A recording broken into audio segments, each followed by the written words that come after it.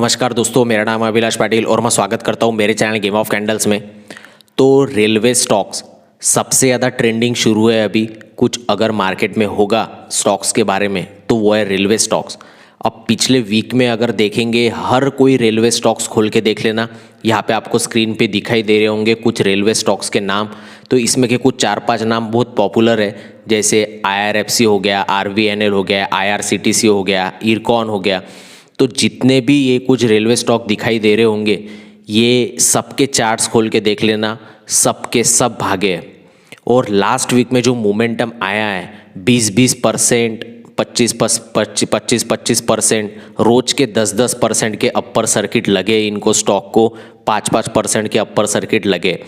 तो बहुत से जन ऐसे भी होंगे जो पछता रहे होंगे कि सोच रहे होंगे काश मैंने ये RVNL को बाय कर लिया होता, या IRFC पिछले साल इतना था इसको बाय करके होल्ड कर लिया होता, इतने शेयर्स ले लिए होते।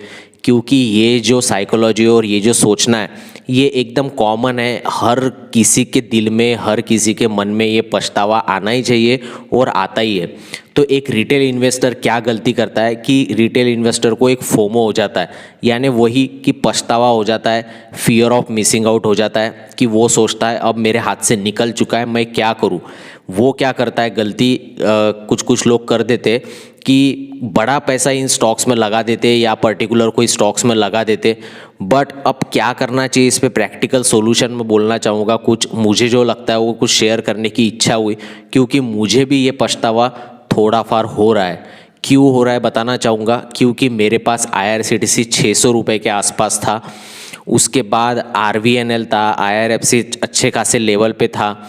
बट अब क्या हो चुका है, मैंने प्रॉफिट बुक कर लिया है। और वो प्रॉफिट मैंने 10-15 दिन पहले ही, मूवमेंट जब आई थी, IRCTC भी मूवमेंट आई थी 900 तक, 800 तक गया था कुछ, तो भी मैंने 880-900 के आसपास जब वो कंसोलिडेट किया था 1-2 दिन, तब मैंने निकाल दिया था। तो ये जो पछतावा हो रहा है कि अभी तो 1000 क्रॉस कर चुका है, IRFC किधर की किधर चले गया है, तो अब क्या करूँ, अब क्या वापस एंट्री कर लूँ, क्या करना चाहिए। अब प्रैक्टिकली क्या कर सकते हैं आप ही सोचो। एक पछतावे के सिवा या फोमो होने के सिवा हमें हो ही क्या सकता है।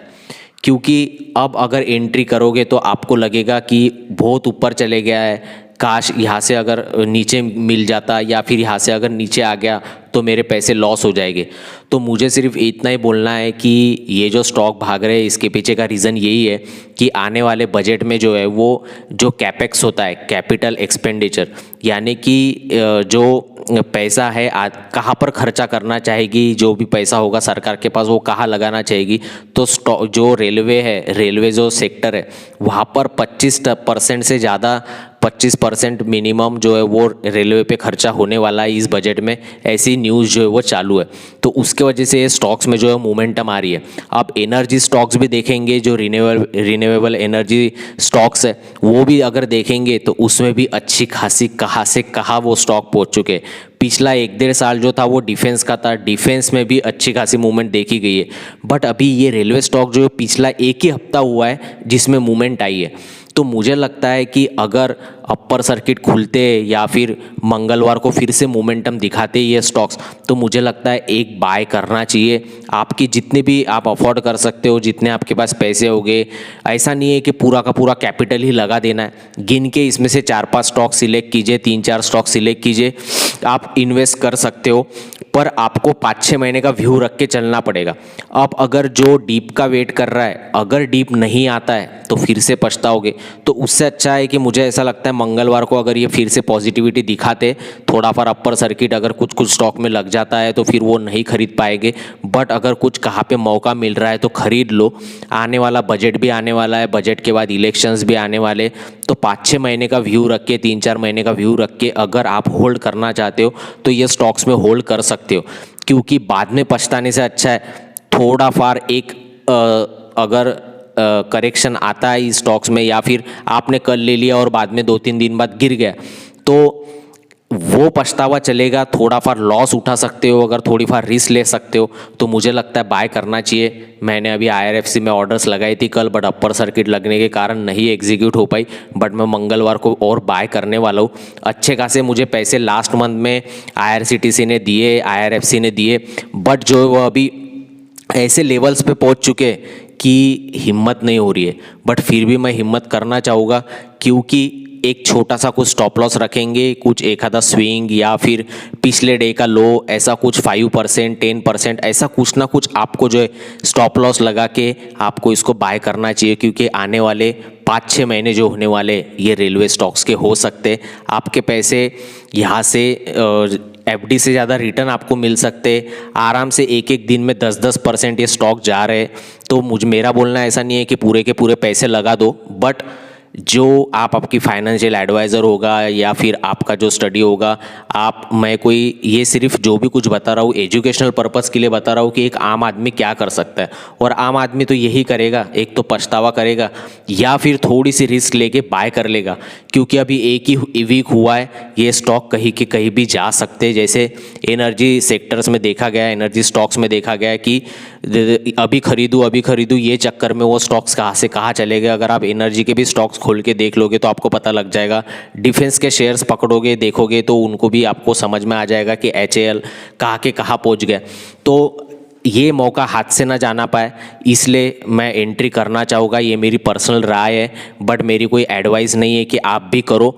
बट एक कॉमन आदमी क्या कर सकता है बस वही बता रहा हूँ, क्योंकि अगर 2-3 महीने पहले अगर होल्ड कर लिया होता तो मैं करोड़पति हो जाता, या फिर जो भी कुछ है।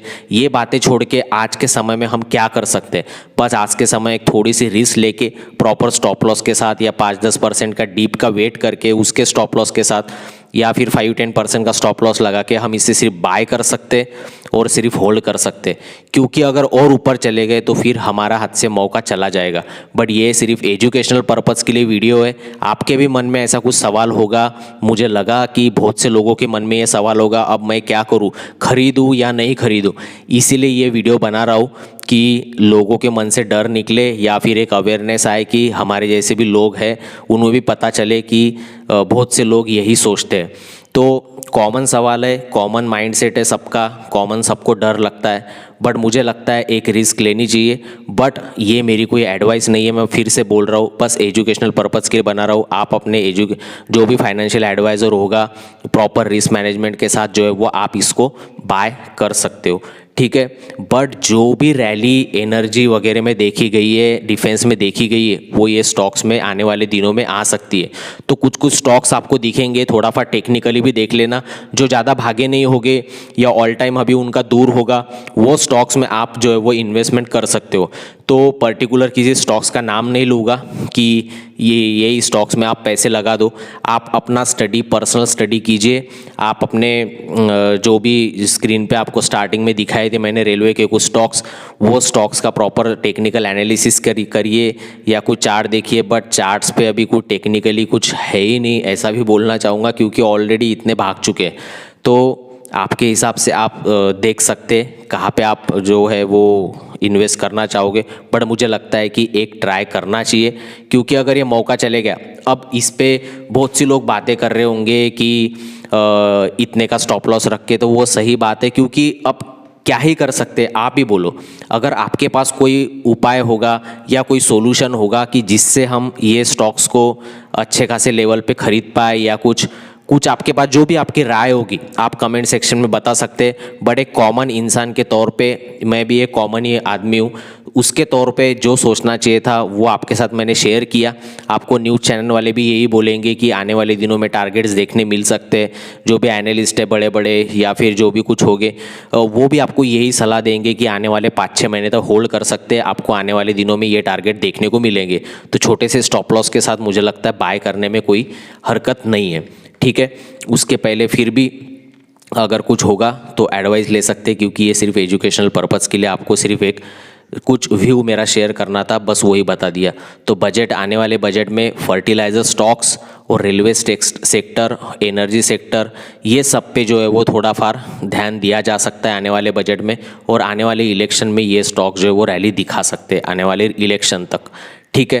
तो प्लीज़ लाइक और सब्सक्राइब ज़रूर कर देना और बेल आइकन को भी दबा देना। आने वाले दिनों में कुछ और लर्निंग कंटेंट लेके आऊँगा, तो आपसे मिस ना हो पाए। तो अभी तक सब्सक्राइब नहीं किया हो तो सब्सक्राइब कर देना, लाइक कर देना, ठीक है। मिलते हैं नेक्स्ट वीडियो में।